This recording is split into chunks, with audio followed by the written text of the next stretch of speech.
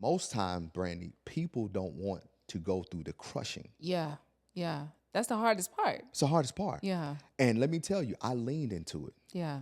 because so many encounters and going through public Yeah. humiliation after the worst break. I had a worst breakup in 2018 that was just, I mean, tumultuous. And I'm like, God, this woman is doing this, she's saying that, and God said, and you're gonna take it, and you're gonna be quiet.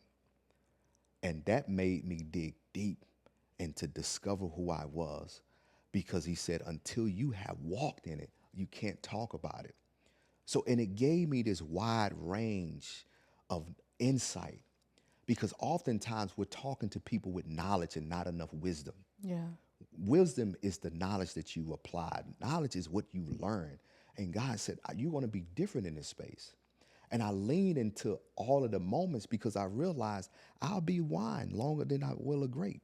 And most times we're ready to get to the wine because nobody wants to be the grapes, because the grapes have to be crushed Gotta go through the crushing. to become the wine. Yeah. And when I realized that, you know what, I'll wait this out. And God said, you have no choice. He said, you think I kept you alive just to do nothing?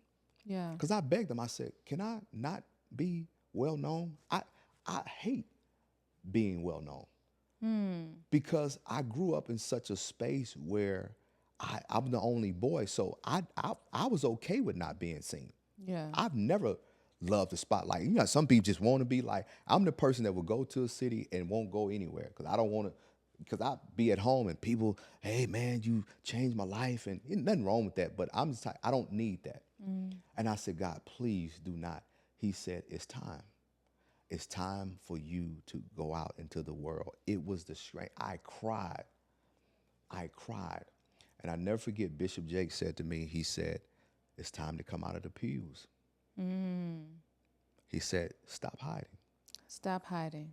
Stop hiding your gift. And I said, Bishop, I don't want this. And he said, that's why he's giving it to you. Yeah. Because it's always like the people who really don't want it, those are the people like fighting That's the people who really are chosen. Yeah, exactly. It's not the people who like, look at me, pick me, I'm the one. Yeah, No. it's the Yeah. people who have the real oil don't want the oil because the oil came with such a price. Yeah, yeah. Like, I listen at the testimonies that I hear from men. I was at the forum in Ponce City yesterday morning working out, and this brother was smiling at the front desk, and this girl said, you have such a beautiful smile. And he's like, oh, I was going to say the same thing to you. And I was checking in, and I said to him, don't lose that black man. Yeah. I said, because they rarely notice us for our smile. And he smiled again, and I said, hold that, brother. And he said, yeah, man, I realized that I couldn't smile in earlier parts of my life because I had so much pain I was holding on to. That brother told me his whole life story. Wow. He's 23 years old, and he said, man, he started talking about his molestation and this daddy stuff, and he said, brother, he said, man, I'm doing a lot of self-discovery. And I said, man, you're so much further than I was. Oh, yeah. And I said, Yeah. I'm proud of you, man. And he said, ask me what I did, and I told him, and he hit his chest. He says, thank you, man, for just sharing your light. I said, we need more men pouring into each other. Yeah. I've never seen a man that I wanted to be like, but I always see a man that I can love. Because I love being Jay. God has made me so unique, and saying that I have, because I love being who God made me, allows me to edify another brother. Yeah. And to look at him, whether he's at his lowest, to still see light in him. And it was just the most powerful encounter, because that brother kept smiling. I said, bro, don't lose that. Yeah. And he said, man, I think I'm understanding what my value is. And I said, you deserve to smile. Because oftentimes, Brandi, you look at men.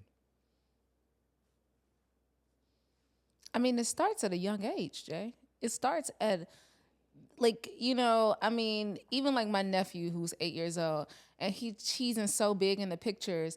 And one of the times he was smiling in the picture, and somebody was like, don't smile so hard, BJ. And my brother was like, no, smile hard.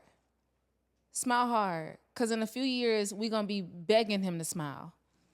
And Right so it's like, I mean, for you to encourage men to smile, that we see that light inside of them, that's the beautiful space that you get to occupy. It's so beautiful because I know what my mom, I was talking to her this morning on the way here. She's like, to tell you hi and tell you.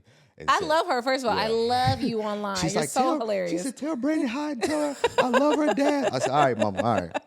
And my dad sent her a picture yesterday of us, of the kids. And she said, my mom calls me doctor now that I, completed my doctor. She says, Doc, she said, I looked at that picture and I cried. She said, baby, you were so depressed and I didn't even know it because you wasn't smiling. She said, I went back and looked at all your pictures. You never smiled, Jay. Yeah. And she said, I'm so sorry that I didn't see. I said, Mama, it's okay, baby. We on the other side now. Yeah. You know what I'm saying? We blessed. We on the other side. But that thing that will stop a man from smiling will also stop a man from living. And that's why it's so important for us to not lose our joy, because I want men to experience aging better. I want men to experience bliss, joy, contentment, pleasure, happiness. I'm tired of seeing brothers take their lives. Every week I get a call, a crisis call of a suicide, a black man. I mean, and it's heartbreaking. Yeah. And I get it, because when you're in a state of hopelessness, you don't see a way out.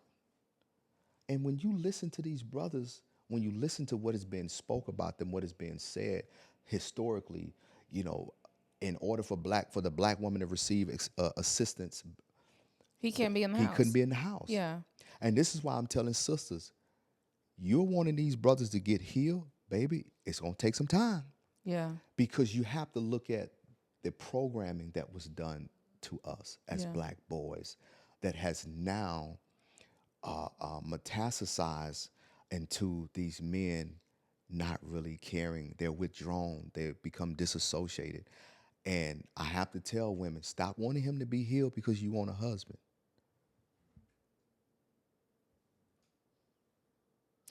Stop wanting him to be healed because you want a husband.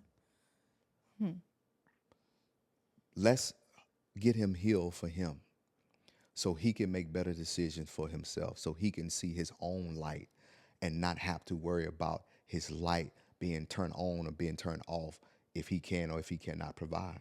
Ooh. Hey, Vault family, thanks for watching. If you enjoyed this clip, make sure to check out our full interview on our channel at Vault Empowers Talks. We don't just scratch the surface. We dive deep into the lives of some of the world's most influential leaders and change makers. Don't forget to like, to comment, and be sure to subscribe for more inspiring conversations. See you next time.